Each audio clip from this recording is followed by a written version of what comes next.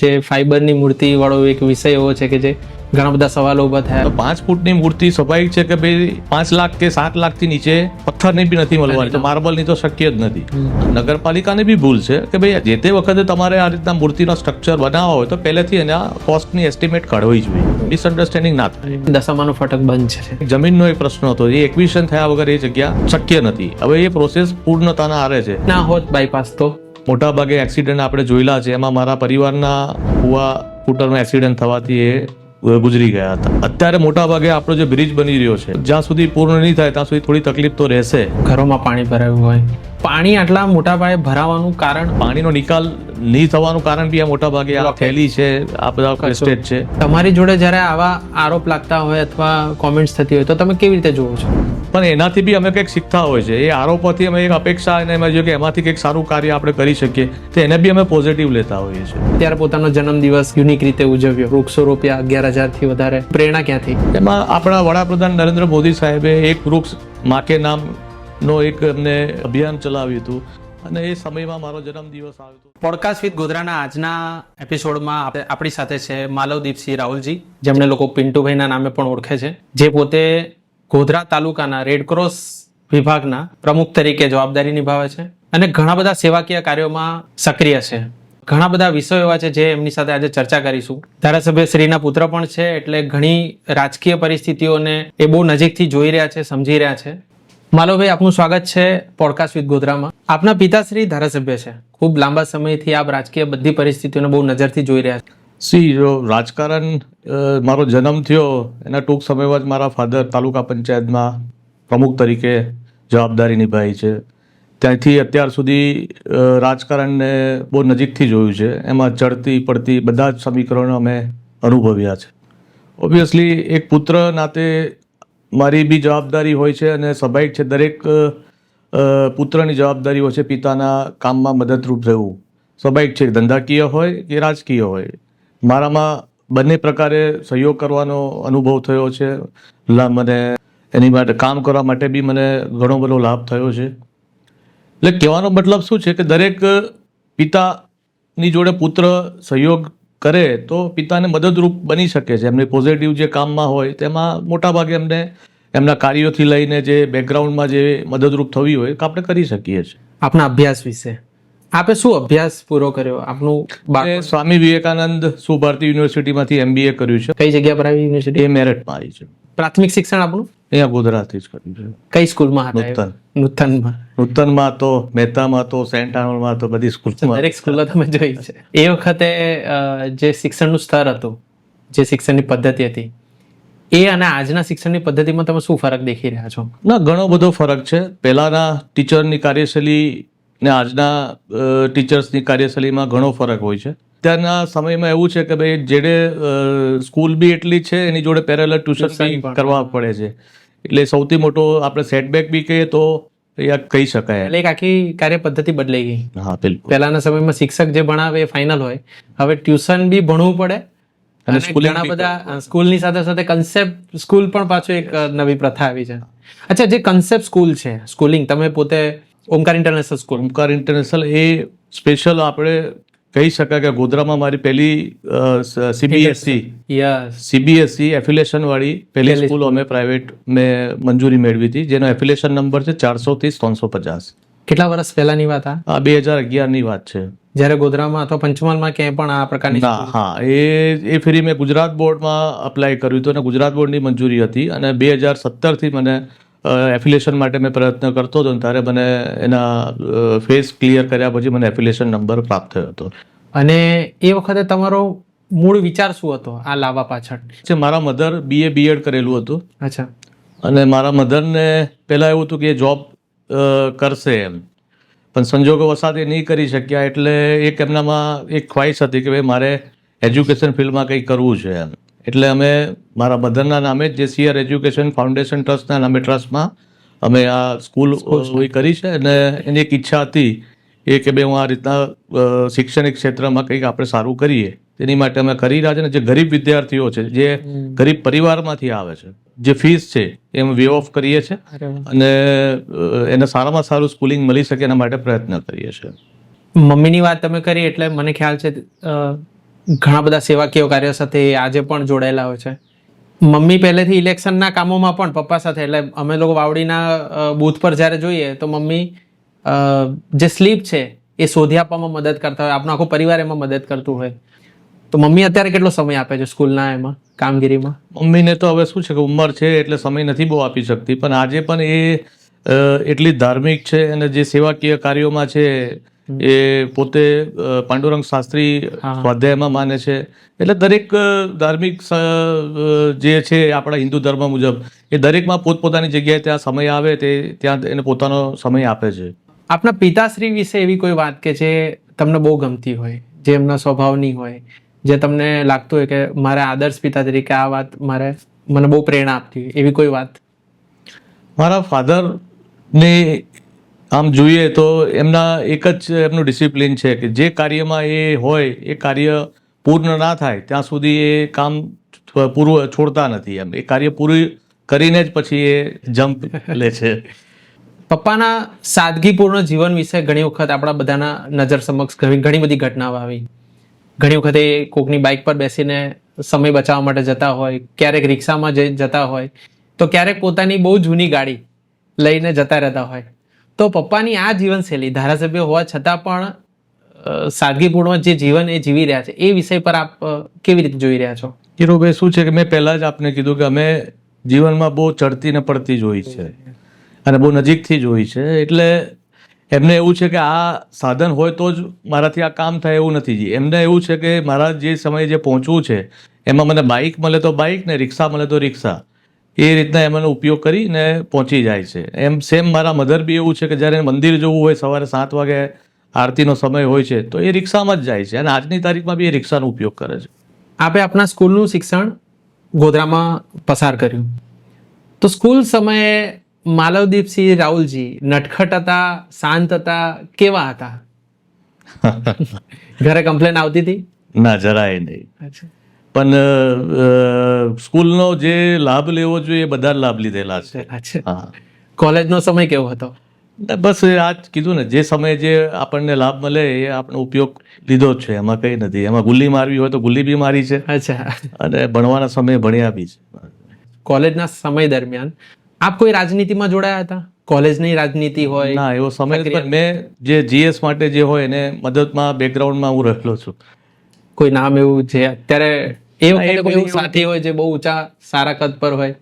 ના, એમાં એ સમયે તો એ ફરી અમારા પરિવારમાંથી એક મારા કાકા ને એમ હતા, એમાં પાછળ બેકગ્રાઉન્ડમાં એમને જે મદદ કરવાની થતી હતી તો પહેલેથી એવો આપણને હતું જ કે ભાઈ આપણે કંઈક ને કંઈક સારી જગ્યાએ કંઈક હોય તેમાં મદદરૂપ થઈએ. એમાં એ ટાઈમે આપણે મદદરૂપ થતા હોય. આજે આપ ધારાસભ્યશ્રીના પુત્ર છો, વિસ્તારના ઘણા બધા નાગરિકો આપના સીધા સંપર્કમાં હશે. સક્રિય રીતે સેવા કાર્યોમાં લગભગ હું માનું છું ત્યાં સુધી 15 થી 17 વર્ષથી તો હું નજરથી જોઈ રહ્યો છું. તો જ્યારે કોઈ પોતાની તકલીફો લઈને આવે એને તમે કેવી રીતે સોલ્વ કરતા હોય છે? કઈ પદ્ધતિથી એને ટ્રીટ કરતા હો છો? આમાં શું છે કે કોઈ બી અમારી પાસે કે અમારા પરિવાર પાસે આવતો હોય તો શોખ ખાતર નથી આવતો કે અમને મળવા ખાતર નથી આવતો. એને કંઈક તકલીફ હોય છે તો અમારા પાસે આવતો હોય છે. એટલે અમને પહેલેથી ખબર છે કે ભાઈ અમારી પાસે આવવાનો મતલબ એને કંઈક તકલીફ હોય તો જ આવે અને એનો જલ્દીમાં જલ્દી એના જે પ્રશ્નો હોય એ સોલ્વ કરવા માટે અમારો પરિવાર કાયમ તત્પર રહ્યો છે. પણ એની પ્રોસેસ શું હોય? ફોર એક્ઝામ્પલ માની લો કે પાણી ભરાયું, તો પાણી ભરાયાની વાત આવે તો તમે એને કેવી રીતે ટ્રીટ કરતા હો છો? કઈ મતલબ જીઈબીનો પ્રશ્ન હોય, પાણીનો હોય, અથવા કેવી સમસ્યા લઈને લોકો આવતા હોય છે? હા, એટલે જનરલી આમાં શું હોય છે કે અત્યારે આપણે સમજો કે મોન્સૂન સિઝન ચાલી રહી છે આપણી, તો એમાં શું હોય છે કે ભાઈ વારે ઘડે લાઇટ જવાનો પ્રશ્ન મોટા ભાગે રહેતો હોય છે. તો સ્વાભાવિક છે કે ભાઈ લાઇટ જાય એટલે જે ગામમાં સિટીમાં પ્રશ્ન ઓછો હોય છે પણ ગામડામાં મેજર પ્રશ્ન હોતો હોય છે. તે ગામડાથી સીધા અમને જેના કોન્ટેક્ટ નંબર જે અમારા હોય છે એ અમને ફોન કરતા હોય છે કે ભાઈ આ ગામમાં આટલા ટાઈમથી લાઇટ નથી. એટલે જે તે વિભાગના જે ડીઈ હોય છે, જુનિયર એન્જિનિયર હોય છે, એ વિભાગના નંબરો અમારી પાસે હોય છે. તેના તાત્કાલિક અમે એમને કહીને ભાઈ આ જગ્યાએ લાઇટ નથી તો એનો તાત્કાલિક સોલ્યુશન કરી અને એમને રિવર્ટ લેતા હોય છે ભાઈ, અને જે તે વ્યક્તિને ફોન આવ્યો હોય એને એમ કહેતા કે આટલા સમયમાં લાઇટ આવશે. આપ સોશિયલ મીડિયા પર બી ઘણા એક્ટિવ છો, પણ સોશિયલ મીડિયામાં તમારી વન લાઇનર ઘણી રુચિ લોકો રાખતા હોય છે. તમે કંઈક ડિટેલમાં કંઈ નથી લખતા પણ એક લાઇનમાં ઘણું બધું લખી દેતા હો છો. જનરલી સોશિયલ મીડિયાનો એક ભાગ એવો હોય છે કે ભાઈ યરલી તમે 2-3 ફંક્શન તમે એને પોતાના માટે કરતા હોય બરાબર, કે સોશિયલ મીડિયાનો ઉપયોગ તમારે જનરલી પબ્લિકને અવેરનેસ માટે જ હોતો હોય છે. સ્વાભાવિક છે કે ભાઈ સમજો કે ભાઈ આ તારીખે લાઇટ નથી આવવાની, આ તારીખે પાણી નથી આવવાનું, કે ભાઈ અહીંયા આ બ્રિજનો કંઈ પ્રોબ્લેમ છે, કે ભાઈ આ છે, તો એથી પબ્લિકને સીધો કનેક્ટ તમે કહી શકો. ફોનથી તમે નથી કહી શકતા. અત્યારે આનું માધ્યમ સોશિયલ મીડિયાનું એવું છે કે જેથી તમે દરેક વ્યક્તિની પાસે અત્યારે અપડેટ હોય છે, તો એમાં મૂકવાથી દરેકને ખ્યાલ આવી શકે છે કે ભાઈ અહીંયા આ છે, અહીંયા આ તારીખે કામ શરૂ થઈ શકશે, અહીંયા આ કામ આ તકલીફના લીધે અટક્યું છે, એના માટે આપણે ઉપયોગ કરતા હોઈશું. જેમ કે એક નાનું ઉદાહરણ હમણાં રિસેન્ટલી આપણે જોઈ રહ્યા હતા કે એક બાળકી દાઝી હતી, અને એ ઘટના આખી શું હતી એ એકચ્યુઅલી મને પણ બહુ ખ્યાલ નહોતો, પણ એક તમારા જેવા મિત્ર છે એ ગોધરા આપણી જે સિટી લાઈવના એના માધ્યમથી મૂકવામાં આવ્યું હતું કે ભાઈ આ રીતના દીકરી સ્કૂલમાં દાઝી ગઈ છે અને ગરીબ પરિવારમાંથી આવે છે. એટલે જે તે ટાઈમે જે શિક્ષક મિત્રોએ ત્યાં આપણે બરોડા ખાતેની એક ખાનગી હોસ્પિટલમાં મૂકવામાં આવી હતી, પણ એ જે બિલનું ભારણ જે હતું એ એના પરિવારને આપી શકે એમ ના હોવાથી એટલે એક આપના માધ્યમથી મૂકવામાં આવ્યું હતું. તો મને લાગ્યું કે મારી જે મદદરૂપ થાય, આપણે એમ નથી કહેતા કે ભાઈ આપણે આ છે તો એને આટલી જ મદદ કરવી જોઈએ, પણ જેની જે શક્તિ મુજબ હોય એમાં એક મૂકવાનો પ્રયાસ કર્યો હતો, અને લોકો મને અપીલ કરી હતી કે ભાઈ આમાં જેને જે શક્તિ હોય એ મુજબ તમે આપી શકો છો. કોરોનાનો સમય પણ તમે જોયો હતો. કોરોનાના સમયે બહુ જ ક્રુશિયલ સમય હતો. ઘણા બધા લોકોને મદદની જરૂર હતી. ધારાસભ્યશ્રી સાથે લોકો સીધા સંપર્કમાં જે રીતે થઈ શકે એને સાથે સાથે તમારી જોડે બી ઘણા લોકો જોડાતા હશે. એ સમય જે 2 વર્ષનો નીકળ્યો એને તમે કેવી રીતે જોઈ રહ્યા છો? કોરોના સમય તો આમ જો કે આપણા સૌથી અત્યાર સુધીનો દુર્ભાગ્ય સમય કહીએ તો એને ક્રિટિકલ કહીએ તો એ સમય રહ્યો છે. એમાં આપણે જોઈએ તો એજ્યુકેશનમાં બી આપણે બિલકુલ આપણા બાળકો પાછા આવ્યા છે. 2 વર્ષ એમનું એજ્યુકેશન થવું જોઈએ એ નથી થયું. એમાં ઘણા બાળકો પાછા રહી ગયા છે. એટલે એની બી તકલીફ આજે બી આપણે દેખી શકીએ છીએ. અને કોવિડમાં જેટલા ગરીબ પરિવાર હતા જે જમવાનું નહોતું મળતું, એમાં આપણે BAPS જેવી સંસ્થાથી લઈને આપણે જોડે રહી અને એમનો રસોડાનો ઉપયોગ કરી આપણે મોટા ભાગે એમને ત્યાં આપણે ટિફિન પૂરું પાડ્યું છે. અને રેમડેસિવિર માટે બી સરકારની જોડે આપણે પ્રશાસન જોડે સંકલન કરી જેને જ્યાં રેમડેસિવિરની જરૂર હતી તે આપણે એને મદદરૂપ કરી શક્યા છે. પણ એવું લાગતું હતું ક્યારેક બી ડિમાન્ડ અને સપ્લાયમાં ફરક આવતો તો ઘણા બધા લોકો આપણી જોડે અપેક્ષા રાખે પહોંચી ના શકાય એવી કોઈ નથી. એમાં શું છે કે ઓક્સિજન લેવલ જે આપણે SpO2 ની જે માત્રા કહીએ કે એ આપણી પાસે આ પહેલી વાર જ આ થયું હતું, એટલે કોઈને એનો એ હતું અને વેક્સિન બી એ ટાઈમે આપણે આવેલી નથી.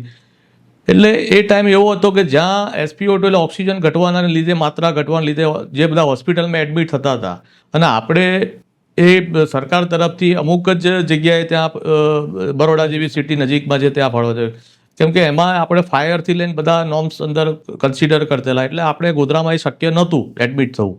એટલે મોટાભાગના હોસ્પિટલમાં આપણે બરોડા કે આજુબાજુ જવું પડતું હતું. તમને થયો હતો કોરોના? હા, મારા પરિવારને બધાને થયો હતો. કેવો હતો એ સમય? બહુ જ અઘરો. આમાં જે ડૉક્ટર જોઈએ એમાં એક ડૉક્ટર જાની કરીને આપણે ગોધરામાં હતા MBBS, એમને ખરેખર એપ્રિશિએટ કરવા જોઈએ કે એ વ્યક્તિ આમ જનરલી જેટલા બી ડૉક્ટર્સ કે નર્સ મોટા ભાગે એવું હતું કે એપ્રોન પહેરીને વ્હાઇટ આવતા એમાં જ આપણને બીક લાગતી હતી, ડરાવનો માહોલ હતો. એટલે એ જ્યારે આપણી પાસે આવીને જોઈએ તો આપણને એમાં ડરના મારે મોટાભાગના પેશન્ટો ગભરાઈ જતા હતા. પણ એક આ વ્યક્તિ ડૉક્ટર જાની એવા હતા કે જોડે આવીને આપણી જોડે બેસીને ચર્ચા કરી ના કરે તો એનાથી આપણને બહુ રાહત રહેતી હતી. આપે અત્યારે પોતાનો જન્મદિવસ કંઈક યુનિક રીતે ઉજવ્યો, સમથિંગ બહુ બધા વૃક્ષો રોપ્યા, 11,000થી વધારે. એ આખી ઘટના નું પ્રેરણા ક્યાંથી? એમાં આપણા વડાપ્રધાન નરેન્દ્ર મોદી સાહેબે એક વૃક્ષ માકે નામનો એક એમને અભિયાન ચલાવ્યું હતું, અને એ સમયમાં મારો જન્મદિવસ આવતો હતો તો મને લાગ્યું ને આપણને આજના જે આપણું સરાઉન્ડિંગ એટમોસ્ફિયર જે થઈ રહ્યું છે, જે પોલ્યુશનના લીધેના છે, જે વરસાદની જે પ્લસ માઇનસ થઈ રહ્યું છે, તો આપણને થયું કે ભાઈ આપણા ગામના આપણા ગોધરાના માટે જેટલા મેક્સિમમ વૃક્ષો વાવી શકીએ તો એ સારું છે. તો આપણે એ પ્લાનિંગ કર્યું કે ભાઈ દરેક પંચાયતમાં 100 પ્લાન્ટ્સ આપણે પહોંચતા કર્યા. અચ્છા. કેમ કે એક જ જગ્યાએ એવી જગ્યા આપણી પાસે નથી જેથી 11,151 પ્લાન્ટ્સ આપણે કરી શકીએ. તો આપણે સિસ્ટમેટિક ત્યાં સ્કૂલ છે પંચાયતમાં, જ્યાં સ્મશાન છે, જ્યાં તલાવ છે, ત્યાં રીતના આપણે પહોંચતા કરીને એનું રોપણી કરી આપણે. જન્મદિવસે વૃક્ષારોપણનો આપે બહુ સરસ કાર્યક્રમ કર્યો અને સાથે સાથે બ્લડ ડોનેશન રિલેટેડ પણ એક્ટિવિટી કરી હતી. તો શું કેટલા બ્લડ ડોનેટ થયા હતા જે તે સમયે? એટલે જે તે વખતે આપણે જોયું હતું કે સમરમાં બ્લડની શોર્ટેજ બહુ હોય છે. એટલે જે મારા મિત્રો ને એમને એક હતું કે ભાઈ આપણે આ રીતના આપણે મદદ કરી શકીએ. આપણે કેક સેલિબ્રેશન એની માટે કેકથી કરીએ એવું યોગ્ય નથી કે ભાઈ એની જગ્યાએ આપણે બ્લડ ડોનેશન રાખીએ. તો એમાં આપણને હું કહી શકું કે ભાઈ મારા જન્મદિવસે માત્ર એવું ના કહેવાય કે ભાઈ એક જ સમાજે બ્લડ ડોનેટ કર્યું. હિન્દુએ બી જેટલાએ ડોનેટ કર્યું એટલા જ મુસ્લિમ સમાજના લોકોએ બી ડોનેટ કર્યું. એટલે બંનેનો હું આભાર માનું છું અને 325 જેટલા યુનિટ આપણે એ વખતે વ્યક્તિગત તરીકે આપી શક્યા અને મદદરૂપ થઈ શક્યા. સ્મશાનથી યાદ આવ્યું, હમણાં સ્મશાનમાં જે ફાઈબરની મૂર્તિ વાળો એક વિષય એવો છે કે જે એક બંધ છે, લોકોને નથી ખબર એની પાછળની શું ઘટના છે. ઘણા બધા સવાલો ઊભા થયા, ઘણા બધા લોકો સોશિયલ મીડિયામાં કોમેન્ટ્સ કરી. એ આખી ઘટનાને તમે કંઈક કહી શકો? આમાં જ્યાં સુધી મને જાણકારી છે ત્યાં સુધી એમાં એવું છે કે જે તે વખતે નગરપાલિકાના ટેન્ડર બહાર પડતા હોય છે. એમાં આ જે ટેન્ડર બહાર પાડવામાં આવ્યું તેમાં મૂર્તિની 10 લાખની અંદર જોગવાઈ કરવામાં આવી કે 10 લાખનું એનું બજેટ છે, 10 લાખનું અંદર બજેટ છે એમાં કરવામાં આવ્યું. હવે સ્વાભાવિક છે કે 10 લાખના બજેટમાં ત્યાં લગભગ 8 થી 9 પ્લેટફોર્મ મૂર્તિ માટે લગભગ મેં અંદાજ એવું છે કે ત્યાં મૂકવામાં આવ્યા છે. પ્લેટફોર્મ બનેલા હતા પહેલેથી ત્યાં? ના, પ્લેટફોર્મ બી બનાવવામાં. ઓકે. એટલે ત્યાં આપણને થયું કે ભાઈ ત્યાં 10 લાખની જોગવાઈ છે એટલે આ લોકોએ પહેલા તો પ્રયત્ન કરી જોયા કે ભાઈ આ રીતના મૂર્તિ આપણે મૂકવાની છે. તો 5 ફૂટની મૂર્તિ સ્વાભાવિક છે કે ભાઈ 5 લાખ કે 7 લાખથી નીચે પથ્થરની બી નથી મળવાની, તો માર્બલની તો શક્ય જ નથી. એટલે આ લોકોએ પછી લાગ્યું કે ભાઈ આમાં એમને ડીપીઆરમાં કે પ્લાનિંગમાં એમને ભૂલ થઈ છે. તો એ લોકોએ બોર્ડમાં પછી એમાં FRB સ્ટ્રક્ચર, એટલે એ લોકોને એમાં એવું નથી કે ભાઈ નગરપાલિકા ઈચ્છે તો એ મૂકી દે. એમાં થર્ડ પાર્ટી ઇન્સ્પેક્શન કરતી હોય છે, એજન્સી હોય એમાં થર્ડ પાર્ટી. હા, એટલે એનું વર્કથી લઈને સરકારની એજન્સી હોય એમાં એ કન્સિડર કરીને જ પછી એનો આગળ એમાં પ્રોસેસ કરીને ત્યાં મૂકી શકતી હોય છે. એટલે એમાં લોકોએ બોર્ડમાં નગરપાલિકામાં જ્યાં સુધી મને જાણ છે તો એમણે ઠરાવ કર્યો કે ભાઈ આ રીતના આપણે FRB સ્ટ્રક્ચરની મૂર્તિ પણ આપણે જો મળતી હોય તો એમાં આપણે મૂકી શકીએ છીએ. તેમાં એ રીતના એ લોકોએ ઠરાવ કરેલો છે. એ મને સહમતિથી બધાની. હા, નગરપાલિકા બોર્ડ. પણ એમાં નગરપાલિકાને બી ભૂલ છે કે ભાઈ જે તે વખતે તમારે આ રીતના મૂર્તિનો સ્ટ્રક્ચર બનાવવા હોય તો પહેલેથી એના કોસ્ટની એસ્ટિમેટ કાઢવી જોઈએ જેથી આવા મિસઅન્ડરસ્ટેન્ડિંગ ના થાય. પબ્લિકની અંદર પછી બિલકુલ આનો મેસેજ બી ખોટો જાય અને જે યોગ્ય નથી. તો અત્યારે જે મૂર્તિ છે જે મૂકેલી છે એની આવરદા શું એનું આમાં શું છે કે FRB સ્ટ્રક્ચરની આવરદા નોમિનલ એટલે છે કે એની જાળવણી કેવી છે. જેમ કે સીધો તાપ જો એમાં આવે તો આપણને ટેકનિકલી જોઈએ કે ભાઈ એનામાં તાપના લીધે બેડ થઈ જાય એટલે એનું કલર ઓછો ઝાંખો થઈ જાય એવું બની શકે છે. તો એમાં આપણે એને લોકોને એડવાઇસ કર્યું કે તમે સમજો કે એને ગ્લાસથી કવર કરો, સીધો તાપ ના પડે તો એની લાઈફ લાંબી રહે છે. પછી એમને પહેલેથી આપણે જે એમને સલાહ આપી કે જાતે તમે એનો ટેન્ડર બહાર પાડો તેનો એસ્ટિમેટ પહેલા પ્રોપર કરાવો કે જેથી આવો મિસઅન્ડરસ્ટેન્ડિંગ ના થાય અને પબ્લિકમાં મેસેજ ખોટો ના જાય. સ્મશાન આપણી પાસે એક જ છે. આપણા ગોધરાની અંદર જોવા જઈએ તો મોટાભાગના લોકોને ત્યાં જ અંતિમ વિધિ થતી હોય. સ્મશાનની અંદર એવી કઈ સુવિધાઓનું તમે ટ્રાન્સફોર્મેશન જોયું છે કે જે પહેલા નહોતું અને આજે એની અંદર ઘણો બધો ફરક પડ્યો હોય? એમાં શું છે, તમે પહેલા કીધું નીરવભાઈ કે કોવિડની પરિસ્થિતિ હતી તો એમાં આપને બી ખ્યાલ છે અને મોટાભાગે ગોધરાના દરેક વ્યક્તિને ખ્યાલ છે, દરેક પરિવારને ખ્યાલ છે. જે કોવિડમાં જે પરિવારનો સદસ્ય જે મૃત્યુ પામે છે એ ટાઈમે એને અગ્નિદાહ દેવા માટે લાકડા કે છે એને બીજા કોઈ જમ્સ બીજે કોઈકને ના થાય એની માટે તો ત્યાં બાજુમાં જ આપણે એક પરિવારે ગેસની સગડીને ત્યાં આવી રીતના યુનિટ આવીને ઊભું કરવામાં આવ્યું હતું. તો ત્યાં સ્પેશિયલ CK રાહુલજી સાહેબે PNG ગેસ જે આપણી ગોધરામાં આવી છે પાઇપલાઇન ગેસથી આપણે ત્યાં સીધું કનેક્શન તાત્કાલિક ત્વરિત તે ટાઈમે આપવામાં આવ્યું અને એ સરકારશ્રીના પરિપત્રમાં એવો છે કે એ ફ્રી ઓફ કોસ્ટ કે જેનું બિલિંગ જ ના આવે. એટલે કોઈને બી કાંઈ પૈસા નહીં આપે. આમાં કોઈ 0 બિલિંગમાં એનો અગ્નિદાહ એના સ્વયં એની શક્તિથી એની ઈચ્છા શક્તિથી એને પરિવારમાંથી એને જે ટ્રસ્ટમાં દાન કરવું એ કરી શકે છે. એ સૌથી મોટી આપણા માટે ગોધરાને કહી શકાય કે એ સમયે એમનો આ પ્રયત્ન અત્યાર સુધી કામ લાગે છે. હા ના, અત્યારે પણ કોઈને બી લાકડા શોધવા નથી જવું પડતું. હા, એમાં કરી શકે છે. અને એમાં જ આપણે સમજો કે ભાઈ આપણી વસ્તી જેમ જેમ વધે છે એટલે એ સી.કે. રાહુલજી સાહેબના પ્રયત્નથી અત્યારે ભુરાઓ વિસ્તારને અહીં આવતા એટલો સમય લાગે છે. તો એમાં આપણે દેવ તલાવડી જ્યાં વિસ્તાર છે ત્યાં, હા, તો દેવ તલાવડી પાસે નવીન સ્મશાન માટેનું એમાં જોગવાઈ કરી છે અને એમાં ટૂંક સમયમાં એનું બજેટ એક અલોકેટ કરીને એમાં ત્યાં પ્રોસેસ કરી અને ત્યાં બી નવું સ્મશાન બને, જેથી તેના વિસ્તારના લોકોને અહીંયા આવવામાં તકલીફ ના પડે. અચ્છા, એટલે ત્યાં માટે એ વિસ્તાર માટેની અલગ વ્યવસ્થા તમે વિઝન રાખ્યું છે. કેટલા સમયમાં એ સ્ટાર્ટ થશે કે એ બીજી પ્રોસેસ છે, 6 મહિનાનો સમય તો થાય જ કોઈ બી પ્રોસેસમાં. યસ, પણ એ બન્યા પછી તેના વિસ્તારને કે ભાઈ આવનાર સુવિધા થઈ. લાંબા સમયમાં એ વિસ્તારના લોકોને ઘણો ફાયદો થશે. બીજા એવા કાંઈ જેમ કે આપણે નજર સમક્ષ જોયેલું છે ગોધરાનું સરદારનગર ખંડ. સરદારનગર ખંડની કદાચ સ્થાપના મને યાદ છે ત્યાં સુધી નહેરુ આવીને કરી ગયા હતા 70-71 સમથિંગ. હજુ પણ ત્યાં પેલું પ્રતિમા પણ છે, નીચે ડિટેલ લખી પણ છે. આપણી પાસે આટલું મોટું જૂનું સરદારનગર ખંડ એને રિનોવેટ થઈ રહ્યું છે. શું પ્રોસેસ છે અત્યારે હાલ, શું એની સ્થિતિ છે? આપણે સદનસીબે ગોધરાનું એટલું સારું છે કે જે તે વખતે સરદારનગર ખંડને તોડીને નવું બનાવવાનું પ્રોસેસ થઈ ગઈ હતી અને ઓલમોસ્ટ બધું ક્લિયર થઈ ગયું હતું. પણ એક મિટિંગમાં જે તે વખતના તત્કાલીન કલેક્ટર સાહેબ અમિત અરોરા સાહેબ હતા અને તેઓ પાસે એ બી ત્યાં ફંક્શનમાં હાજર હતા એમ. એટલે ત્યાં કીધું કે ભાઈ હવે આ છેલ્લી મિટિંગ છે ને, હવે આને ડિમોલેસ કરીને આપણે ત્યાં રિનોવેટ કરીશું, એ રીતની વાતચીત થઈ હતી એમ. એટલે ત્યાં થતાં અમે એનો ડીપીઆર જોતા અને અમને થતા કે ભાઈ એ અત્યારે 345 ડીપીઆર એનું પેલું પ્લાનિંગ થાય. ડીપીઆર ને જે બનતા પહેલા કોઈ બી એનું છે ને ડીપીઆર બનતું હોય, અચ્છા, અને પછી એ પ્રોસેસ એમાં આવે, ટીએસ આવે, પછી વહીવટી આવે અને પછી ટેન્ડર પ્રક્રિયા આવે. સરકારના સામાન્ય લોકોને આ ભાષા એ બહુ અઘરું છે. સરકારના જે દરેક એમાં ડિપાર્ટમેન્ટ કન્સલ્ટમાંથી ક્લિયર કરીને પ્રોસેસમાંથી પસાર થવું, એમાં ટેકનિકલ ક્વેરી બી આવતી હોય છે અને એમાંથી એને ફિલઅપ કરી એને સોર્ટ આઉટ કરી અને પછી એને આગળ કન્સલ્ટ ડિપાર્ટમેન્ટમાંથી જાય, પછી ફાઇનાન્સ ડિપાર્ટમેન્ટમાંથી એની સરકાર પૈસા આપે. એટલે બહુ પ્રોસેસ પણ આપણે ગોધરા એવું સદનસીબે એવું સારું છે કે જે તે વખત અમે પૂછ્યું તો આપણી હાલની કેપેસિટી 345 સીટની છે સરદારનગર વ્યવસ્થા. અને નવી બનતા 218 સીટ થતી હતી. અચ્છા, એટલે નાનું થતું હતું. હા, એટલે એમાં શું છે એ જનરલી આમ પબ્લિકને ખ્યાલ ના આવે કે એમાં ફાયરના નોર્મ્સ આવતા હોય છે. એટલે દરેક જગ્યાએથી એની પ્લેસ કટ કરી અને એ પોર્શન થાય. એટલે મેં જે તે વખતે સાહેબને કીધું કે સાહેબ 218 માં તો કોઈ ફંક્શનમાં કામ ના લાગે. વિચારતા હોય એટલે પબ્લિક ઉલટું એલિગેશન કરશે કે ભાઈ તમે આ નાનું કરી દીધું, તમે ભ્રષ્ટાચાર કર્યો છે, એ રીતનો વિષય આવશે એમાં. તો એ સમય એવો હતો કે ભાઈ આપણી પાસે જગ્યા ક્યાં છે. એટલું સાહેબ પ્રયત્ન કરે, જગ્યા આપણને પ્રયત્ન કરે, મળતી હોય તો આપણે એનો એ કરીએ તો કે બરાબર છે કે આ મળતી હોય તો આપણે ત્યાં પ્રયત્ન કરીએ.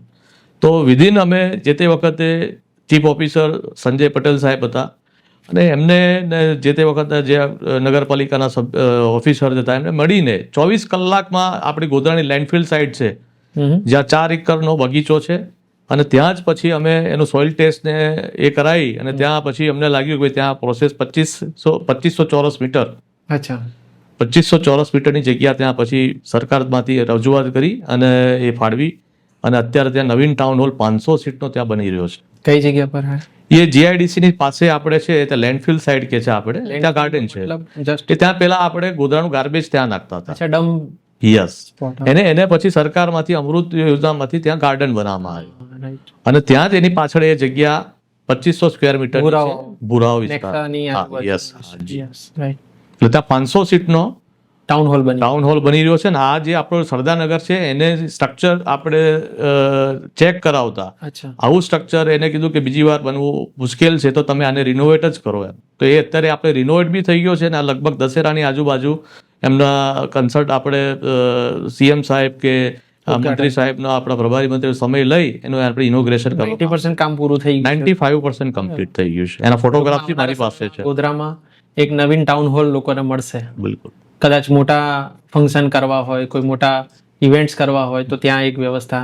અને આજે છે ઘણા બધા મોટા કાર્યક્રમ કરવા હોય અને મોટી સંખ્યામાં કરવા હોય તો આઉટડોર જ કરવા પડે. બાપુ, આપ ભારતીય જનતા પાર્ટી સાથે પણ ઘણા સક્રિય છો. ભારતીય જનતા પાર્ટીની કાર્યપદ્ધતિ અને એના પહેલાની જે કાર્યપદ્ધતિ અન્ય પાર્ટીની હતી એને તમે કેવી રીતે જોઈ રહ્યા છો? ભારતીય જનતા પાર્ટી ને બીજી પાર્ટીમાં આમ જોઈએ તો ઘણો ડ્રાફ્ટિંગ ચેન્જ આવી શકે એમ કહી શકાય કે ભાઈ આમાં શિસ્તબદ્ધ એટલે એક આપને દાખલો આપું કે કોઈક મિટિંગ હોય તો મિટિંગ હોય તો જ્યાં અપેક્ષિતની શ્રેણી હોય તો એ મિટિંગની અપેક્ષિત શ્રેણી હોય એ જ વ્યક્તિ અંદર મિટિંગમાં જઈ શકે. બીજી પાર્ટીમાં એવું છે કે જે આવે અંદર બેસી શકે.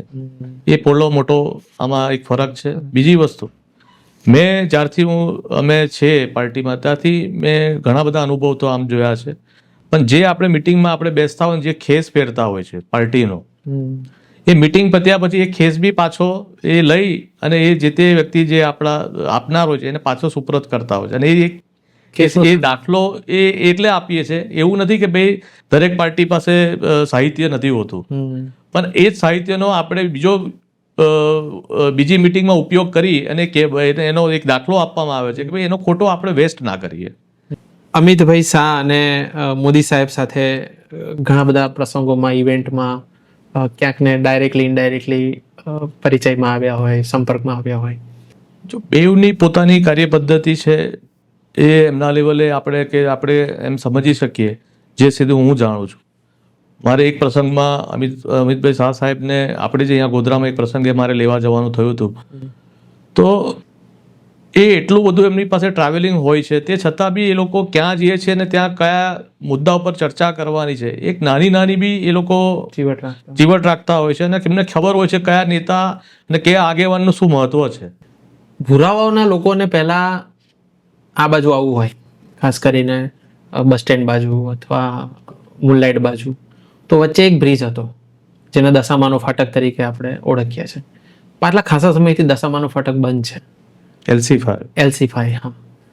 એ ઘટના અટકી છે ક્યાં? મતલબ કેમ લોકો હજુ વેટ કરી રહ્યા છે? ના, એમાં શું છે કે જનરલી જે પ્રોસેસ હોય છે એ પબ્લિક સુધી નથી આવી શકતો. જે સરકારી જેમાં અમે કહી શકીએ જે એક્વિઝિશનનો મુદ્દો હોય છે, હવે ત્યાં નીચે જે ગ્રેનાઇટ પથ્થર જે કહે છે એ જે એમાં જ્યારે સોઇલ ટેસ્ટ જે કરવામાં આવ્યો ત્યારે એ ટાઈમે નહોતો હતો, અને જ્યારે પછી જે કામગીરી કરવામાં આવી ત્યારે નીચે એક પથ્થર હતો જેને એને ત્યાં રેલવે ટ્રેક હોવાથી એને બ્રેકરથી જ તમે એને ડિસમેન્ટલ કરી શકો છો, અને ત્યાં એક જમીનનો એક પ્રશ્ન હતો. એ એક્વિઝિશન થયા વગર એ જગ્યા શક્ય નથી. હવે એ પ્રોસેસ પૂર્ણતાના આરે છે.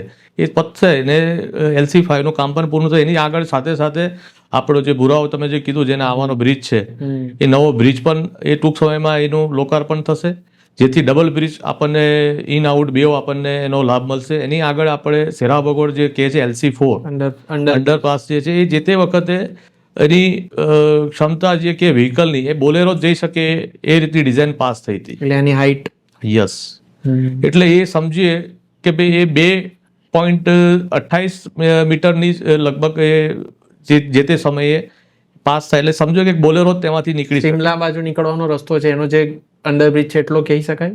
એક્ઝેક્ટલી એનાથી નીચે કેમ કે એમાંથી ટ્રક જઈ શકે છે. અચ્છા. પણ આ તો સમજો બોલેરો જઈ શકે એવી પરિસ્થિતિ. અને એ આપણી માટે આ છે દિલ્હી મુંબઈનો મેઇન ટ્રેક છે. એટલે એમાં અધિકારીઓને બી એવું હતું કે ભાઈ અહીંયા જલ્દીથી જલ્દી ટ્રાફિકને એ ડિસ્ટર્બ ના થાય મેઇન રૂટને અને કામ થઈ શકે, કેમ કે એમાં પુશિંગ કરવાનું હોય છે કે રેલવેનો જે પોર્શન હોય છે કે બ્લોક હોય છે એ પુશિંગ કરીને અમુક અંતર ટ્રેનો બંધ રાખી અને પછી એ પુશ કરવાનું હોય છે. એટલે જ્યારે સમય કામ થતું હોય એ સમય એક્ઝેક્ટલી તેમાં ટ્રેન જે આપણી દિલ્હી મુંબઈ મેઇન રૂટ છે એટલે એમાં રાજધાનીથી લઈને બધી ટ્રેનો હોય છે, એટલે થોડા પ્રિકોશન બી રહેતા હોય છે. પણ CK રાવલજી સાહેબના પ્રયત્નથી અને કલેક્ટર સાહેબના તત્કાલીન જે વખતના કલેક્ટર સાહેબને એમાં એ ફરી અમિત અરોરા સાહેબ જ હતા, એટલે એમાં 3.45 મીટર, એટલે આપણે સમજો કે આઈસર જેવી વ્હીકલ બી તેમાંથી પાસ થાય માટેના એ પ્રોસેસ આપણે કરવામાં આવે. એટલે જે તે વખતે સમજો કે 8.45 કરોડ જે અંદાજિત ટેન્ડર હતું એ પ્રોસેસ કરતાં 16.45 અંતે પહોંચ્યું. એ સરકારશ્રી તરફથી રજૂઆત કરવાથી અને સરકારશ્રીનો આપણા મુખ્યમંત્રીશ્રી કે ભાઈ આ એવી છે કે સ્ટેટ હાઈવે પૂરું ફંડિંગ આપે છે. સરકારશ્રીનો એટલો આભાર છે કે ભાઈ આપણને તાત્કાલિક આટલી આપણને મદદ કરી અને આ ટૂંક સમયમાં આ બી બ્રિજ આપણને આવતા જૂન સુધીમાં એ ઓપન અને લોકાર્પણ કરવામાં આવશે.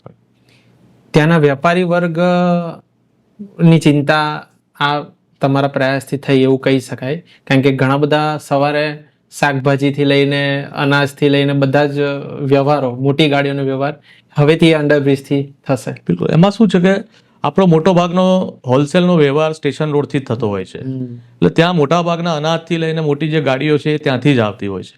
તો એને બસ સ્ટેન્ડથી ફરીને ના આવવું પડે, સમય ના બગડે, એટલે આપણે આ જોગવાઈ કે અહીંયા બ્રિજ બને છે અંડરબ્રિજ, તો એને આપણે જે મેક્સિમમ એને આ મર્યાદામાં આપણે લઈ શકીએ તે રીતના પ્રયાસ કર્યા અને આપણે મહદ અંશે સફળ થયા. પપ્પાએ એવા કાર્યો કર્યા હોય જે તમારા નજર સામે એના ડિસિઝન લેવાયા હોય, જે લેતી વખત અથવા જ્યારે ચર્ચા થઈ ત્યારે તમને અંદાજ ના હોય કે આનું કેટલું મોટું ફરક પડશે. એ વિઝનરી નેતા છે એમ કહી શકાય કે એમને જે તે વખતે ગોધરામાં સિંગલ રોડ બધા હતા તેમને હતું ને સદનસીબે એ વિભાગના મંત્રી બી રહી ચૂક્યા હતા. હા, રોડ એટલે એમને એવું હતું કે ગોધરાનો સરાઉન્ડ બાયપાસ થાય તો આવનાર ભવિષ્યમાં ટ્રાફિકની સમસ્યા હલ થઈ શકે. આ નિર્ણય લેવાયો હતો ક્યારે? 98માં 98માં જ્યારે એ રોડ વિભાગના મંત્રી હતા ત્યારે.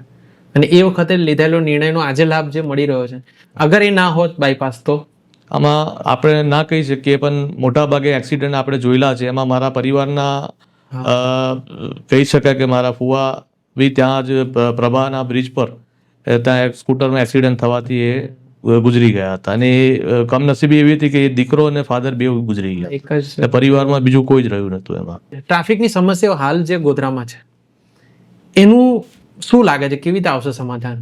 જ્યાં જો સાંજે 5 વાગ્યા પછી તો બીજા એક વિસ્તારમાંથી બીજા વિસ્તારમાં જોવું હોય તો ટ્રાફિક બહુ નડતો હોય છે. એના માટે શું પ્રયાસો કરેલા છે? ના, સ્વાભાવિક છે, જો ડેવલપ થતું હોય તો થોડી તકલીફ તો રહે છે જ, કોઈ બી જગ્યા હોય એમાં. પણ આપણે સદનસીબે એવું છે કે આપણા પ્રશાસન વહીવટી અધિકારીઓ બી આપણને બહુ મદદરૂપ કરતા હોય છે. એમાં આપણા કલેક્ટર સાહેબ બી સારી રીતના જ્યારે બી મોટા ઇસ્યુ હોય છે તો આપણને મદદ કરતા હોય છે. એટલે અત્યારે મોટા ભાગે આપણો જે બ્રિજ બની રહ્યો છે એમાં સ્વાભાવિક છે દરેકને તકલીફ પડી છે. અને જ્યાં સુધી પૂર્ણ નહીં થાય ત્યાં સુધી થોડી તકલીફ તો રહેશે. એની માટે કલેક્ટર સાહેબ પ્રયત્ન કરી રહ્યા છે, પ્રશાસન પ્રયત્ન કરી રહ્યું છે કે ભાઈ અત્યારે જે બસ સ્ટેન્ડ છે એને ભુરાઓ ટેમ્પરરી શિફ્ટ કરવા માટેના એમને નોટિફિકેશન બહાર પાડ્યું એવું મારા ધ્યાને છે. અને એ ટૂંક સમયમાં એ ત્યાં નીચે ભુરાઓ પાછું શિફ્ટ થાય તો એ મોટાભાગની બસો જો ત્યાં ડાયવર્ટ થવાથી એ આપણને અહીંયા ટ્રાફિકનું ઘણી મહદ અંશે રાહત થઈ શકે છે. બીજું એમાં શું છે કે ભાઈ આપણે બી ટ્રાફિકના આપણા ગોધરાવાસીઓ બી જ્યાં ત્યાં વ્હીકલ પાર્ક કરે છે એને લીધે બી આવનાર અવર જવર કરનાર વ્હીકલોને તકલીફ પડે છે. તો આપણે આપણા જ નાગરિકો છે અને આપણા જ થકી આપણા જેવા જ પરિવારોને તકલીફ પડે છે તો એ આપણે સમજવું જોઈએ. આપણને જ્યાં અડચણરૂપ ના થાય એ જગ્યાએ ગાડીઓનો પાર્ક કરવા જોઈએ. ફ્લાયઓવરની આખી જે નકશો છે એ કેવો છે? ફ્લાયઓવરનું પ્લાનિંગ કેવું છે? તમને ખ્યાલ હશે નીરવભાઈ કે જે તે વખતે કોવિડ સ્ટાર્ટ થયો હતો અને કોવિડના લીધે સરકારની તમામ ગ્રાન્ટમાંથી 50% જ ઇમ્પ્લિમેન્ટ કરવાનો નિર્ણય સરકારે લીધેલો. કેમ કે એ આપણને મેડિકલ લેવલે એટલી જરૂર હતી ફંડિંગની, તો સરકારનો એ નિર્ણય હતો કે 50% જ તમે બીજા કામમાં વાપરી શકો અને બાકીને મેડિકલમાં જ આપણે કોવિડમાં જ આપણે એ કરી શકવાના હતા. જે તે વખતે આપણે એ સિવિલ જે આ પ્રપોઝલ હતી સિવિલ બાજુ ઉતરવાની, અચ્છા, તે સિવિલની એ પ્રપોઝલ રહી ગઈ હતી. તો અત્યારે આપણને સ્ટ્રક્ચર એઝ ઇટ ઇઝ જ જે તે વખતે જ્યાં ટર્નિંગ લેવાનો હતો ત્યાં સ્ટ્રક્ચર એઝ ઇટ ઇઝ જ આપણે ડિઝાઇન રાખી હતી, એ મને ખ્યાલ છે. અને એની જોડે જોડે જે હાલ જે બ્રિજ બની રહ્યો છે ભુરાવાનો રેલવેનો આરઓબી, તો એને ત્યાંથી જેને બરોડા જવું છે કે જેને દાહોદ તરફ જવું છે એ સીધો જે બ્રિજથી જો નીચે ઉતરીને જે બાજુમાં બ્રિજથી સીધો ત્યાં નવા ફ્લાયઓવરને જોડીને સીધો એને દાહોદ કે બરોડા જઈ શકશે. એટલો આપણને મોટો બેનિફિટ મળશે. ભુરાવાઓથી અગર કોઈ ચડે છે બ્રિજ પર તો એનું આખો રૂટ કેવો હશે? ભુરાવાઓથી ચડ્યા પછી ઉતરવાનું આવશે કે પાછું એ જ એક્ઝિટ ફ્લાયઓવર આવશે? ભુરાઓથી જે વ્યક્તિ ચડે છે જે વ્હીકલ લઈને અને એ જે અતિથિ હોટલ પાસે નીચે ઉતરવાનું એ આવે છે. અને જેવો ત્યાંથી નીચે ઉતરે છે જેને સિટીમાં જવું છે એ ત્યાં નીચે સિટીમાં જઈ શકશે એ રોડથી. અને એની બાજુમાંથી જ એ રોડ જેને બરોડા તરફ જવું છે અને જેને દાહોદ તરફ જવું છે એ બાજુના જ બાયમાંથી સીધો ત્યાં નવા ફ્લાયઓવરને ટચ થશે. જલારામ યસ પ્લાઝા પાસે જે બને છે એને સીધો ત્યાં થશે, જેથી મોટા ભાગના ટ્રાફિકને તકલીફ નહીં પડે. અને એ સીધો ફ્લાયઓવર ઉતરશે ક્યાં? એક જે બરોડા જવું છે એ સિવિલ બાજુ ઉતરશે જ્યાં બહારપુરા જે મંદિર કે છે. હા. એટલે એ ડિઝાઇન બી એવી રીતના રાખી કે જેને એમ્બ્યુલન્સ છે તે એમ્બ્યુલન્સને સીધું સિવિલમાં એને જઈ શકે એટલે એ રીતના ડિઝાઇન સરકારશ્રી તરફથી એ કરવામાં આવી છે. અને જેને દાહોદ જવું છે એ સીધો ચર્ચથી સીધો ત્યાં પ્રભા રોડ તરફના એમાં એ ઉતરી શકશે. એ કેટલા લેનનો હશે રસ્તો? કેટલો મોટો હશે? અત્યારે તો ખાલી પાયો જ લોકોને ધ્યાનમાં આવે છે. એ કોલમ અત્યારે સ્વાભાવિક છે કે કોલમ જ અત્યારે સ્ટ્રક્ચર એ થઈ રહ્યા છે અને એની પેરેલલ આ લોકો જે સ્લેબમાં અત્યારે નવી ટેકનોલોજી મુજબ આવે છે જે કોલમ સેટ થયા પછી એ લઈને આવતા હોય છે. એટલે અંદાજે આપણે સમજો કે 1.5 થી 2 કિલોમીટરની આપણે કહી શકાય, એક્ઝેક્ટ તો મને ખ્યાલ નથી. એટલી રેન્જ વાળું. હા. બાબુ, એટલા માટે આ બધી ચર્ચા કરતા હોય કારણ કે આ બધી ઘટનાઓ તમારા ઘરમાં ચર્ચા પણ થતી હોય, પપ્પાએ ઘણી બધી વસ્તુ ઇન્વોલ્વ થતા હોય, પપ્પાની કાર્ય પદ્ધતિથી તમે નજરથી જોઈ રહ્યા છો. શું લાગે છે કેટલા સમયમાં આ ફ્લાયઓવર લોકો જોડે પહોંચશે, મતલબ લોકોને એનો લાભ મળશે અંદાજિત? એમાં જો ટાઈમ લિમિટ હોય છે ટેન્ડરમાં ફિક્સ હોતી હોય છે, એમાં પ્લસ માઇનસ આપણે સમજો કે ભાઈ 3 મહિના 4 મહિના કોઈ ટેકનિકલ આફત કે આપણે કુદરતી એમાં ડિલે થઈ શકે છે, એને લીધે આપણે એ થાય. બાકી આ 36 મહિના લગભગ મને જે અંદાજે ખ્યાલ છે તો 36 ટેન્ડરમાં 36 મહિનાનો પ્રાવધાન. હા, એટલે એના આસપાસ એ થવો જોઈએ. હાલમાં બાબુ વરસાદ બહુ જ મોટા પ્રમાણમાં પડ્યો ગોધરાની અંદર, ગોધરા તાલુકામાં, પંચમહાલ જિલ્લામાં જે વરસાદ પડ્યો, વડોદરામાં આપના વિડીયોઝ અને આપના ફોટાસ જોયા હતા, આપે ઘણા બધા લોકોને રેસ્ક્યુ કરવામાં ત્યાં સમય આપ્યો હતો. શું હતી ઘટના? બરોડામાં રેસ્ક્યુ કરવા જવું પડ્યું અચાનક?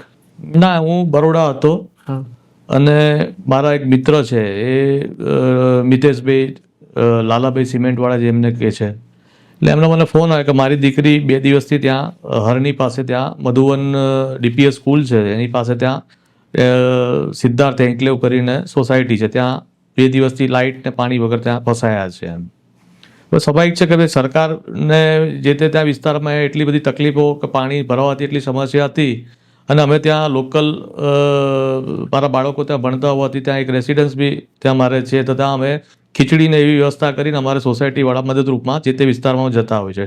એટલે અમને ખ્યાલ છે કે ભાઈ પાણી હોવાથી અમે ટ્રેક્ટરમાં જતા હતા. તો ટ્રેક્ટરમાં જવાના લીધે મેં એમને કીધું કે હું બની શકશે તો લઈ શકીશ, એમ ત્યાં જઈશ ને પરિસ્થિતિ જોઈશ. એટલે ત્યાં વડોદરામાં જતા? હા, એ હું તે વખતે બરોડા જ હતો અને અમે ખીચડી દરેક જગ્યાએ જ્યાં અમારા આજુબાજુ વિસ્તારમાં પાણીથી પ્રભાવિત હતા ત્યાં અમે ખીચડી આપવા જતા હતા. તો એમાં કોણ કોણ સાથે જોડાતું હતું? એમાં અમારા ડોક્ટર, હા, એમાં અમારા મિત્રો જે હતા અમારા સોસાયટીના, આમાં ડોક્ટર હતા, એક ઓટોમોબાઈલ કંપનીમાં એ પોતે મેનેજર હતા, એવા અને ખાતા જે એવરી સન્ડે એ લોકો દર ત્યાં ડિલક્સ 4 રસ્તે એ લોકો ત્યાં ખીચડી ત્યાં આપતા જ હોય છે, એ રીતના બનાવીને ત્યાં એક મંદિરમાં એ કાર્યક્રમ નીતિ દર સન્ડે એ રીતના આપતા જ હોય છે. તો આ રીતના આવું કોઈ તકલીફ હોય તો એ કાયમ એમને મદદરૂપે થતા હોય છે. તો અમે એ રીતના નીકળ્યા હતા અને એમનો કોલ આવ્યો આ રીતના દીકરી ફસાઈ છે. તો પછી અમે ત્યાં ગયા અને સ્વાભાવિક છે પાણી બહુ જ હતું, એટલે ત્યાં બીજા એક ભરવાડ મિત્ર હતા, અમે જે ટ્રેક્ટર લઈને ગયા હતા એની હિંમત ના થઈ, પણ જે ભરવાડ મિત્ર ટ્રેક્ટર જે ચલાવતા હતા એ એમને હિંમત આપી, એમની સાથે અમે ગયા અને સાથે ગયા હતા. પછી હાલોલ કાલોલના 2-4 પરિવાર સાથે હતા, તે એ બધાને અમે રેસ્ક્યુ કરીને બહાર લઈ આવ્યા. બાબુ, ગણેશ વિસર્જન આવી રહ્યું છે. ગણેશ વિસર્જન, ગણેશ સ્થાપના મંડળ બધી જગ્યા પર આગતે જાગતે ગણપતિજીનું સ્થાપના કરી રહ્યા છે. ગોધરાના રસ્તાઓની અમુક સમસ્યાઓ હોય છે જે લોકો સામે આવી છે, વરસાદના લીધે ઘણા બધા તૂટ્યા પણ છે. તો શું પ્લાનિંગ છે રસ્તાઓના સમારકામ માટે? લોંગ ટર્મ પ્લાનિંગ શું, અથવા અત્યારે જે થશે એ કેવું થશે? આમાં જનરલી સરકારના પ્રયત્નો તો એવા જ હોય છે કે કોઈ રસ્તા ના તૂટે, પણ એક લિમિટની ઉપર જો વરસાદ હોવાથી અને જે આપણો જોઈએ કે જે ગણપતિ રૂટ છે આપણો, અને ખાસ કરીને આપણો બગીચાવાળો વિસ્તાર છે, એ બગીચાવાળા વિસ્તારમાં કાયમ આપણે વરસાદમાં જે પાણીનો નિકાલ ના થવાના લીધે ડિવાઈડર પર એ પ્રયત્ન રહેતા હોય છે કે ભાઈ રસ્તો ત્યાં ડામર એ છે નીકળી જવાથી ત્યાં ખાડા ટેકરાના રસ્તા થતા હોય છે. એટલે આ ફેરી તાત્કાલિક જે ધ્યાને આવતા એને ડિવાઈડર પર થોડા બ્રેકરથી પાણીના નિકાલ માટે કરવામાં આવ્યા. અને આજથી જ લગભગ 11 તારીખ એટલે 5 તારીખે આજે વરસાદ બંધ રહ્યો છે, એનો વાતાવરણ આપણને પરમિટ કરે છે કે ભાઈ આપણે આ કામ કરી શકશું. એટલે એના આધારે આજથી પ્લાનિંગ ચાલુ કર્યું છે અને ટૂંક સમયમાં આપણે એ જે પાણી ભરવાનું છે તો ત્યાં બગીચા રોડથી સિગ્નલ ફળિયા સુધી એને પ્રયત્ન સરકારમાં આવી દરખાસ્ત મોકલવામાં પ્રયત્ન કરીશું કે જ્યાં CC રોડથી કરે તો એ લોંગ ટર્મ રોડની આવરદા મળી શકે આપણને. આ ભુરાવા વિસ્તારની અંદર ઘણા બધા ઘરોમાં જઈને રૂબરૂ જોયું છે, પાણી ભરાયું હોય, ઘણા ઘરોમાં પાણી ભરાયું હોય. તમે મૂળ પાણી આટલા મોટા પાયે ભરાવાનું મુખ્ય કારણ શું સમજી રહ્યા છો, કઈ રીતે જોઈ રહ્યા છો? આમાં મોટા ભાગે આપણે કે એક સરકારનો વાંક નથી હોતો. જ્યાં આપણે સમજીએ કે ભાઈ આપણે મકાન બનાવીએ છીએ તો આપણે એન્ક્રોચમેન્ટ આપણે જાતે જ કરીએ છીએ. બીજી વસ્તુ એવી છે કે ભાઈ જ્યાં આજે આપણું જ વિચારીએ છીએ કે ભાઈ મેં આજે થેલી લીધી કે ભાઈ નાસ્તો કર્યો કે મેં વેફરનું પડીકું લીધું ને મેં સીધો હું રોડ પર જ નાખું છું. એને જ્યાં જે ગાર્બેજ પોતાને સમજો કે જ્યાં અવેલેબલ છે ડસ્ટબિન, એ ડસ્ટબિનની બી જોગવાઈ જે તે નગરપાલિકાના કન્સલ્ટ આપણે સમજો કે રસ્તાઓમાં એ મૂકવી જોઈએ, જેથી પબ્લિકને બી અવેરનેસ આવે કે ભાઈ આપણે આપણો કચરો એ ડસ્ટબિનમાં જ નાખવો છે. કેમ કે એ જનરલી એ સમજો કે ભાઈ આ પાણીનો નિકાલ નહીં થવાનું કારણ બી આ મોટા ભાગે આ થેલી છે, આ બધા વેસ્ટેજ છે, એ બી બની શકે છે એનાથી. કયા કયા વિસ્તારમાં પાણી બહુ ભરાયું હતું જે તમે જઈને જોયું હોય? આપણે આનાથી તમને ખ્યાલ હશે નીરોભાઈ કે ગઈ વખતે આપણે નંદનવન સોસાયટીની પાસે વલ્લભ પાર્કમાં પાણી ભરાયા હતા, એવા ભુરાઓમાં બી ઘણી જગ્યાએ ભરાયા હતા, પાવર હાઉસ ભરાયા હતા. પણ આજે ગઈ સાલની જે આપણને અનુભવ થયા, આપણે સમજો કે ત્યાં ભુરાઓ નીચે ઉતરતા ત્યાં પાણી આખી સોસાયટીમાં ઘર સુધી ઘૂંટણ સુધી પાણી આવી ગયું હતું, જેને ધ્યાને લઈ આ ફેરી આપણને ફાયદો એટલો થયો છે કે આજે કોઈના ઘરમાં પાણી નથી આવ્યું. જે કેમ નથી આવ્યું કે જ્યાં રેલવે સાઇડથી જે પાણીનો નિકાલ માટેનો જે બ્લોક હતો એ ઇન ટાઈમ આપણે એમાં સોલ્વ કરીને એ બ્લોકને ક્રોસ કર્યો, એટલે જેથી પાણીનું જે લેવલ છે ગઈ ફેરી એપીએમસીમાં બી પાણી ભરાયા હતા, વેપારીઓના બધા શાકભાજી લઈને અનાજ પૂરાના એ બધા ઘટનાઓ આપણને સામે આવી હતી ગયા વર્ષની. Yes exactly. તો આપણે એ ધ્યાને હોવાથી આપણે આ બ્લોકનો એ કરવાથી આજે 80% આપણને કોઈ જગ્યાએ પાણી ઘરમાં નથી આવ્યા. ઠીક છે કે ભાઈ આ અંડરબ્રિજના કામ ચાલુ હોવાથી ત્યાં શેરાબગડ વિસ્તારમાં જે પાણીનું તલાવનું લેવલ એક લેવલથી ઉપર થતાં એ પાણી ત્યાંથી નિકાલ માટે જગ્યા ના હોવાથી એ ત્યાં આપણને તકલીફનો સામનો તેના વેપારીનો પડ્યો છે. એ આ કામ પત્યા પછી એનો સામનો ભવિષ્યમાં નહીં થાય એની આપણે એ દિશામાં કામ કરી રહ્યા છે. પપ્પા રાજકીય રીતે ઘણા બધા સક્રિય છે, ઘણું બધું કામ કરતા હોય છે. પરિવાર સાથે કેટલો સમય આપતા હોય છે? પરિવાર સાથે આમ જોઈએ તો બહુ ઓછો સમય આપી શકે છે. એ સવારથી જ ફિલ્ડમાં હોય છે અને જમવાનું બી હવે સમજો કે લે ના લે એવું તે સાંજે એક ટાઈમ ઘરે આવે ત્યારે જમતા હોય છે. એમ બની છે આમ કહી શકાય કે પરિવારને ઘણી તરહના કલાકો જ આપી શકે છે. તમે બાળપણથી જ આ એમને જોઈ રહ્યા છો? બિલકુલ. ગોધરાની જીઆઈડીસી એ ઘણા વખતથી પ્રશ્ન છે કે ગોધરાની જીઆઈડીસી ડેવલપમેન્ટમાં ક્યાંક ને ક્યાંક અમુક ઈચ્છા ધરાવે છે, ઘણું બધું એમની અપેક્ષા છે. તો ગોધરાની જીઆઈડીસી માટે કોઈ એક્ટિવિટી ઇન ફ્યુચર થવાની હોય? આમ જોઈએ તો જીઆઈડીસી એકલી જીઆઈડીસી થવાથી ઇન્ડસ્ટ્રી નથી થતી. એની માટે તમે સમજો કે જીઆઈડીસી સિવાય બી આપણી પાસે 2-3 મોટા ઇન્ડસ્ટ્રીયલિસ્ટ એવા છે કે જે આજે બી એ મોટું કામ કરી રહ્યા છે. કે જે રીતે હું તમે દાખલો આપી શકું કે ભાઈ જે આપણે જ્યુસ ઇન્ટરનેશનલ કરીને જે કપડાના છે એ મોટા ભાગે એ છે આ પોપટપુરા પાસે, આ બરોડા હાઈવે પાસે છે, એક કુસા કેમિકલ કરીને એ બી છે. એટલે એવા મોટી એવી ઇન્ડસ્ટ્રી છે કે ભાઈ એ જાતે પોતાના પર એ થઈ છે ને એ થઈ છે. એવું જીઆઈડીસી એકલી થવાથી એમને બાંધવાની જરૂર નથી, એના સિવાય બી એમને ઘણા બધા. એટલે સરકાર તમને પ્લોટ આપવાથી કે તમે ઇન્ડસ્ટ્રી એને તમારું પોતાનું બી સ્કિલ હોવી જોઈએ, જે પ્રોડક્ટ તમારી એવી જોઈએ જેથી તમે ડેવલપ ઇન્ટરનેશનલ લેવલની. પંચમહાલ જિલ્લાથી સ્ટાર્ટ કરીને ઘણું સારું કામ કરીને વર્લ્ડ લેવલની ઇમેજ બનાવી હોય ગોધરામાં અથવા સારું કરી રહ્યા હોય out of Gujarat, out of India, એવી કોઈ કંપનીને તમે કદાચ? મેં તમને જે નામ કીધા એના સિવાય બી ઘણા બધા નામ છે કે જે આપણે લેવા અત્યારે યોગ્ય નથી, બધા ઘણા છે જે ઇન્ટરનેશનલ લેવલે બી કામ કરી રહ્યા છે, જેની આપણને માહિતી અમુકને નથી હોતી. પણ કહેવાનો મતલબ શું છે કે આજે હું આપનો જ દાખલો કહીશ કે ભાઈ આજે નીરવભાઈ કોણ છે એ ગોધરાને નથી, પણ તમે સમજો કે એક સિંગર છે પાર્થિવ ગોહિલ, જે ખ્યાતનામ હસ્તી છે, જે સિંગર છે, એ તેમની સાથે તમે કામ કરો છો એનો મતલબ શું કે ગોધરાનું એક પ્રાઉડ કહેવાય. એટલે ઘણીવાર આપણને એવું થાય છે કે ભાઈ તમારી કાર્યક્ષમતા ગોધરાવાળા નથી જાણી શકતા, પણ ગોધરાના બહારને તમને એ કરી શકતા હોય છે. એ થોડી આપણી એ બી છે એમાં. આપના પરિવારની એક વાત, આપના વાઈફ કલાકારની વાત નીકળી એટલે યાદ આવ્યું કે આપના વાઈફ ભરતનાટ્યમમાં બહુ અગ્રણી છે. એમનું કેટલો યોગદાન તમારા જીવનમાં? આમ કહી શકીએ તો ગોધરામાં એ સુરતથી બિલોંગ્સ કરે છે અને જાતે એડવોકેટ છે, નોટરી છે અને એને ભરતનાટ્યમમાં એને પદવી લીધી છે, ગ્રેજ્યુએશન છે એમાં, માસ્ટર કરેલું છે એમાં. એટલે એને એવું હતું કે ગોધરા માટે દીકરીઓને કંઈક શીખવાડવું અને આપણું કલ્ચર છે એ મેન્ટેન રહે, એ આવનાર પેઢી એવું ના થાય કે ભૂલી જાય. અત્યારે સમજો કે આપણે બધા વેસ્ટર્નમાં તરફ આપણે જે બી હોય બાળકોને મૂકતા હોય છે, પણ આ થોડું આ મહેનતવાળું કામ છે, મહેનતવાળો અભ્યાસ છે. એટલે એ જાતે જ કહેતી હોય છે કે એ જેને એડમિશન લેતા હું જોડે જનરલી એની બાજુમાં તમે ડ્રાઈવ કરતા હોય જોડે હોય તેને કોલ આવતા હોય છે પેરેન્ટ્સના, એના મધરના જે દીકરી હોય છે કે ભાઈ મારી દીકરીને હું 5 વર્ષે જ અંદર એડમિશન તમે મૂકી દો કે લઈ લો આમ કહેતા હોય છે. તારે જાતે કહે છે કે નહીં, એ મેચ્યોર થાય 7 વર્ષે જ એને આપણે એને ખ્યાલ આવે અને જાતે અનુભવ થાય.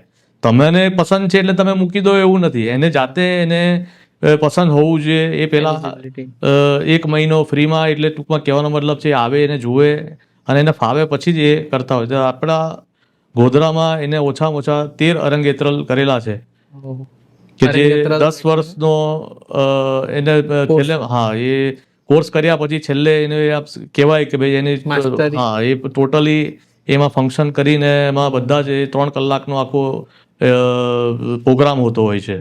જે તે મા બાપ માટે બહુ મોટી વાત હોય છે. એક લગ્ન જેવો પ્રસંગ આ કહી શકાય એમ. તો આપણી જે ભરતનાટ્યમ પરંપરા છે એનું સૌથી સર્વોચ્ચ પદ તરીકે અરંગેત્ર લાસ્ટ, સૌથી લાસ્ટમાં પછી એ થાય. એ 3 કલાક 13 થી વધારે વિદ્યાર્થી દીકરીઓને અરંગેત્રલ કરેલા છે. સમાજમાં જાહેર જીવનમાં તમે હો છો, ઘણા બધા આરોપ લાગતા હોય છે, ઘણા બધા સોશિયલ મીડિયામાં કોમેન્ટ્સ થતી હોય છે. તમારી જોડે જ્યારે આવા આરોપ લાગતા હોય અથવા કોમેન્ટ્સ થતી હોય તો તમે કેવી રીતે જુઓ છો? ના, એટલે આરોપો એ એમની એક ઈચ્છા એ કે એમની એક મહદ અંશે આપણે કહી શકીએ કે ભાઈ એમને એક ટ્રોલ કરવાની એક સિસ્ટમ હોય છે, પણ એનાથી બી અમે કંઈક શીખતા હોય છે. એ આરોપોથી અમે એક અપેક્ષા અને એમાં જોઈએ કે એમાંથી કંઈક સારું કાર્ય આપણે કરી શકીએ તો એને બી અમે પોઝિટિવ લેતા હોઈએ છીએ. છેલ્લી એક વાત, ગણેશ વિસર્જન, આપે વર્ષોથી ગણેશ વિસર્જન આપણે જોઈ છે. ગોધરાની ગણેશ વિસર્જન યાત્રા એ વિશ્વમાં પ્રસિદ્ધ છે. આખી દુનિયાનું ધ્યાન જે ગોધરા સાથે જોડાયેલા છે એ લોકોનું ધ્યાન ગોધરામાં હોય જ છે. તો આ સમયે ગોધરાની વિસર્જન યાત્રાને તમે કેવી રીતે જોઈ રહ્યા છો? આમ જોઈએ તો નીરવભાઈ એવું છે કે ગોધરા એક એવું શહેર મોટાભાગે આપણે જે હું જાણું છું ત્યાં સુધી છે કે ત્યાં એક સાથે ધાર્મિક આપણી ગણપતિની યાત્રા એક સાથે દરેક મંડળો જોડાય છે. એટલે આ બહુ ઓછા શહેરો છે કે જ્યાં એક સાથે આપણે આમ કહી શકીએ કે 1 થી 95 કે 90 જેવા મંડળો એક સાથે એનો લાભ લે છે અને યાત્રા ધાર્મિક ગણપતિ ઉત્સવનો આનંદ માણે છે. એ જે પ્રશાસનનો જે રોલ હોય છે જે તે સમયે સુરક્ષા વ્યવસ્થાથી લઈને તમે આ બધી મિટિંગથી લઈને બધી વસ્તુ બહુ નજરથી જોતા હો છો. મૂળ પ્રશાસનની જે એક્ટિવિટી છે, પ્રશાસનનો જે રોલ છે, એમની જે કાર્ય પદ્ધતિ છે એ તમે કેવી રીતે જોઈ રહ્યા છો? આમાં જોઈએ ને તો પ્રશાસનનો સૌથી ડિફિકલ્ટ રોલ આ સમયે હોતો હોય છે, કેમ કે આ કોઈની લાગણી દુભાય એ બી આમાં એનું પરિણામ અલગ થઈ જતું હોય છે. તો આપણે જે તે પ્રશાસન, આપણા જે અધિકારીઓ છે એમને ખરેખર બિરદાવવા જોઈએ કે જે આટલે એ સમયે આપણે ખરો તાપ પડતો હોય છે એમાં ભૂખ્યા તરસા બી ત્યાં એ લોકોની ડ્યુટી, કોઈ અનબનાવ ના બને, કોઈકને તકલીફ ના પહોંચે, વ્યવસ્થિત શાંતિથી યાત્રા પૂર્ણ થાય ત્યાં સુધી એ લોકો પૂરો સમય આપણી યાત્રા અને આપણા માટે આપી રહ્યા છે. તે દરેક અધિકારી એને આપણે બિરદાવવા જોઈએ, એપ્રિશિએટ કરવા જોઈએ. ગણેશ મંડળોને કોઈ તમે કોઈ વાત કહેવા માંગો તો ગણપતિ વ્યવસ્થાઓના સાચવવા માટે અથવા વ્યવસ્થાઓને સારી બનાવવા માટે? એટલે ગણપતિ મંડળોને મારી એક જ રિક્વેસ્ટ છે કે આપણે સમયસર, મારો જે પોતાનું મંડળ જે છે ત્યાંથી શરૂઆત થાય છે વિશ્વકર્માથી, એનો સભ્ય છું અને ત્યાંથી જ અમે આપણી યાત્રા ગણપતિની થતી હોય છે. તો દરેક ગણપતિ મંડળને મારી એટલી જ છે કે ભાઈ આ ધાર્મિક યાત્રા છે એ એવું નથી કે આપણે ડીજે અને લાઇટિંગ હોય તો જ તમે સાંજે મોડા જઈને એને બતાવીને કરી શકો. આપણે આપણી યાત્રા આપણે જાતે જ આપણા પરિવારના જે મંડળના સભ્યો છે એનો લાભ બધા લઈ શકીએ. આવનાર આજુબાજુના ગામડામાં બી એવું હોય છે કે ભાઈ 6 વાગ્યા સુધી એમને જોવાનો એક એમને લાહો મળી શકે. તો દરેક મંડળને મારી એટલી જ રિક્વેસ્ટ છે કે આપણે સમયસર જે 12:39નું મુહૂર્ત છે એમાં સાથે જોડાઈએ અને સાથે જોડાવાથી દરેકને એમ લાગે કે ભાઈ આ શિસ્તબદ્ધ આપણે ગણપતિનું વિસર્જન માટે આપણે યાત્રા કરી રહ્યા છે. તો હું સૌને એટલી જ વિનંતી કરું કે આપણે સમયસર દરેક મંડળે ત્યાં યાત્રાના રૂટ પર જોડાવવું જોઈએ. વિસર્જન આપણું થાય છે રામસાગર તળાવમાં અને કહેવાય છે કે રામસાગર તળાવમાં જ્યાં પેલા સ્વામી વિવેકાનંદની મૂર્તિ હતી જે કઈ કારણથી અકસ્માતથી પડી ગઈ હતી, એ જગ્યા પર હવે રામ ભગવાનની એક પ્રતિમાનું આપ પ્લાનિંગ કરી રહ્યા છો. શું છે એ વિઝન, એ કઈ રીતે એનું વિચાર આવ્યો? એ જનરલી આપણે કુદરતી આપણું રામ મંદિરનું લોકાર્પણ હતું એ સમયે થઈ રહ્યું હતું અને આપણે કુદરતી આમ જોઈએ કે ભાઈ આપણા રામના નામે જ આપણું તળાવ છે. એટલે 2-3 મિત્રોને એવો સુઝાવ આવ્યો કે ભાઈ આપણે અહીંયા મૂર્તિ આપણી સ્વામી વિવેકાનંદની ત્યાં એ અત્યારે અસ્તિત્વમાં નથી તો ત્યાં આપણે એક આ કરી શકીએ. તો ત્યાં આપણે 21 ફૂટની એલ્યુમિનિયમની મૂર્તિ કે જે આપણે કાટ ના લાગે કે બધી રીતના આપણે પ્રપોઝલ ટેસ્ટ કરી અને ચેક કરીને આપણે 21 ફૂટની મૂર્તિ માટેની ત્યાં જો પ્રસ્તાવિત આપણે કરીશું. અને જે આ તમારા મારા જેવા મિત્રોના સહયોગથી થશે, એ સરકારમાંથી કોઈ નથી. કોઈ ફંડ એમાં નહીં. અચ્છા, એટલે નગરપાલિકાનું એમાં કોઈ હા, નગરપાલિકા અને સરકાર તરફથી જે એનું ડેવલપમેન્ટનું સાઈડમાં જે છે અચ્છા. એ માટે આપશે. બાકી મૂર્તિ માટે એ આપણા મિત્ર વર્તુળની જ મદદથી, જનભાગીદારીથી. જનભાગીદારીથી જ આ મૂર્તિ બનવાની છે. અચ્છા, એમાં નગરપાલિકાનું ના, કોઈ કોઈ સરકાર fund કોઈ નથી એમાં. અચ્છા. તમારા બાળકોને તમે કેટલો સમય આપી શકો છો? હું પૂરેપૂરો સમય આપું છું. અચ્છા. મને જેટલો સમય એમની માટે, એમને ટ્યુશન લેવા જવાનો હોય કે સ્કૂલે જવાનો બી સમય હોય તો એમાં પૂરો સમય આપું છું. અચ્છા. તો આપણી સાથે હતા માલવભાઈ એમના જાહેર જીવન વિશે અને રાજકીય પરિસ્થિતિ જે એમને નજરે જોયેલી છે, ઘણા બધા સામાજિક કાર્યો સાથે જોડાયેલા છે, રાજકીય કાર્યો સાથે જોડાયેલા છે, જે એમને ઘટનાઓ નજીકથી જોઈ એ બધી વિશે, બધા મોટાભાગના વિષયો પર એમને આજે ચર્ચા કરી. ગોધરાને સુંદર બનાવવું છે, ગોધરાને ડેવલપ કર્યું છે. બધા મિત્રો જે યુવાનો છે આજે, એમને બહુ જ ગોધરા માટે કરવાની તત્પરતા છે. તો બધા સાથે મળીને એમના વિચારોથી એકબીજાને આપલે કરી ગોધરા માટે જે બી બનતું પોઝિટિવ કરવાનો પ્રયત્ન હોય, બધાએ સહયોગી સાથે કરવો જોઈએ.